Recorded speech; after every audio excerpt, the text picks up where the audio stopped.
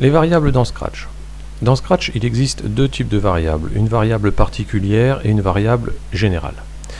Les variables particulières sont celles qui se trouvent dans capteur et qui portent le nom de réponse. Cette variable est particulière puisqu'elle ne concerne que la réponse donnée par l'utilisateur lorsque Scratch lui demande une information. Alors par exemple, on va demander quel est le prénom de l'utilisateur. Si je clique sur le drapeau vert, le prénom, admettons Alain, la réponse qui a été donnée est enregistrée dans la variable réponse. Si j'affiche la variable réponse, on voit que Alain est enregistré. Maintenant, je peux très bien lui faire dire ce qui a été enregistré, c'est-à-dire la variable réponse. Donc je prends directement la variable réponse et à ce moment-là, il répète Alain. Tout simplement, il dit la variable réponse. Maintenant, je voudrais aussi qu'il me demande mon prénom. Donc je vais lui rajouter le bloc de quel est ton nom, à la suite du prénom plutôt. Voyons ce qui se passe. Quel est ton prénom? Alain.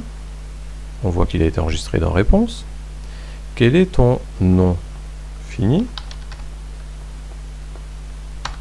On voit que il a bien été enregistré dans réponse, mais que du coup il a perdu le prénom, Alain. Alors tout simplement parce que la réponse n'est qu'une seule variable et qu'elle ne dépend que de la dernière question posée. Alors ça pose un problème parce que si j'ai besoin d'avoir le nom et le prénom, avec la variable réponse, je n'aurai que la dernière information enregistrée. Alors pour cela, on va utiliser des données générales. Et on va créer une variable. Alors on va créer même deux variables, la variable nom, dans laquelle je mettrai le nom, et la variable prénom, dans laquelle je mettrai le prénom. Alors les deux variables sont ici. Et qu'est-ce que je vais faire? Je vais mettre dans cette variable-là, mettre dans la variable prénom, la réponse qui est donnée, c'est-à-dire cette réponse-ci. Et puis, dans l'autre variable, c'est-à-dire la variable nom, je vais lui mettre la deuxième réponse qui sera posée. Alors, on voit que les variables, elles sont ici. On va pouvoir constater leur affichage. La variable réponse étant ici. Alors, quel est ton prénom? Voyons voir. Bien, la variable prénom a bien été enregistrée ici. On voit que là, maintenant, c'est bien enregistré. Quel est ton nom? J'ai bien le nom et le prénom qui sont enregistrés dans les variables prédéfinies que nous avons fait juste avant. Maintenant, je peux très bien lui faire dire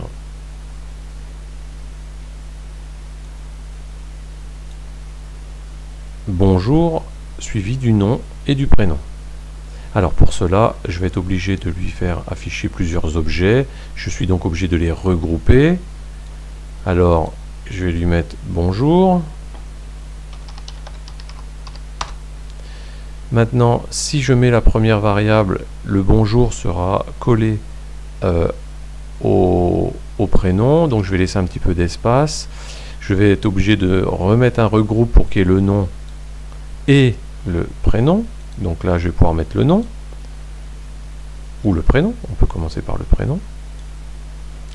Et puis ici, je vais mettre un troisième regroupe, tout simplement parce que si je n'en mets pas, le nom et le prénom seront collés à l'affichage et donc ce ne sera pas très visible. Alors là, je vais laisser seulement des espaces pour séparer le prénom suivi du nom. Tout simplement.